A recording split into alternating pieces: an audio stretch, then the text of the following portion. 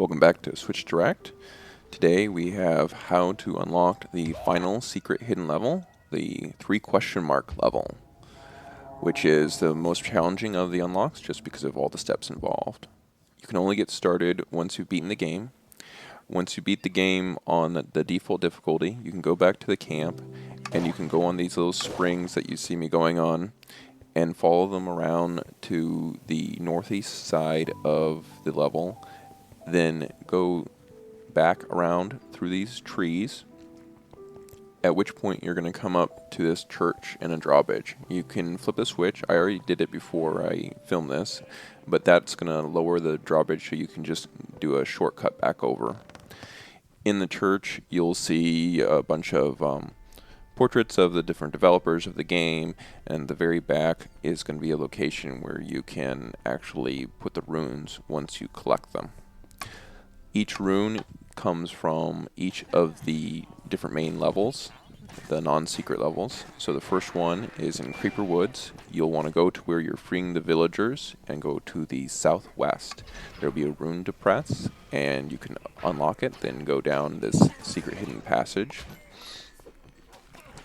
Once in the passage, it's just going to be this little L shape. And so it's going to be the same sort of L shape that you see in all of the subsequent rune locations. So we'll sort of skip past that afterwards. You click the button, you wait a few seconds, a rune will pop up, you can grab it. At this point, you can also just leave out of a dungeon and just go on to the next one.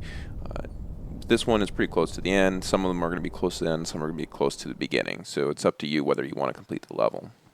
For Soggy Swamps, you're going to want to get to the very end, beat the cauldron, and then afterwards there's going to be this little rune next to the pillar, and that'll lead you into the little button that leads to the rune behind that closed door.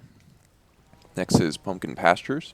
This one is on the major wall, and you're just going to follow along to the side over here. Button's over there. Rune location is inside this passageway. Pretty easy one. Next we have the Cacti Canyon. In this, you're going to go to where the blue key location is. You have to do this little mini event where you kill the monsters. And over in the corner of the little arena, there's the button. And then the path is going to show up behind the blue key. Next up, we have the redstone mines. This one is probably the most hidden of them. You're going to have to go nearly through the whole level, and if you make it to the boss, it's just going to be just before the boss, and you're going to have to sort of search around the edge of the area. You just press the button, as you see, and it'll open up the passageway. It'll always be in the northwest side of the room that's so far into the dungeon. Next we have the temple. You're going to go to the location where the key is, where you have to use the golden key. Clear out just south of there, or southeast. And flip the switch, go past the key, or pick up the key, whichever. And then in the northeast side of this room, there's going to be the button to press. And then you can go in.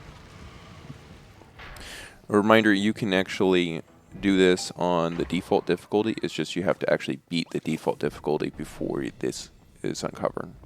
Fiery Forge is next. This one's really early on in the level. You just do the first little rocky area, and then in the entrance where these stairs are is where the switch is to go in. So that one's pretty quick and easy to get to. Next we have the highblock halls. For this one, you need to make it all the way to the marketplace. Then it's going to be in the far north side of the market. Button will be on the wall. Press it, and you'll have your 8th rune.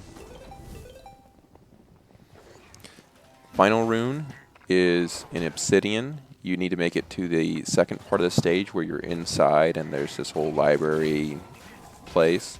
And you go to the big hallway where I am right now, and it's going to end up being on the back wall.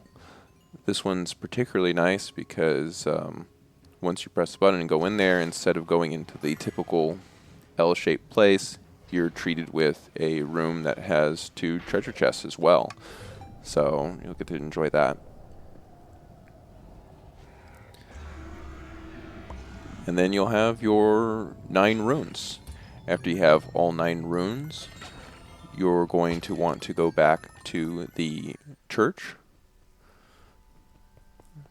Take the runes to the back location, as we saw. It'll open up the final door. And inside here, you're also treated to the unlock of question mark, question mark, question mark, and 2 more chests. Hope you like this. If you'd like to see more tips and tricks, reviews, be sure to like and subscribe. Thanks.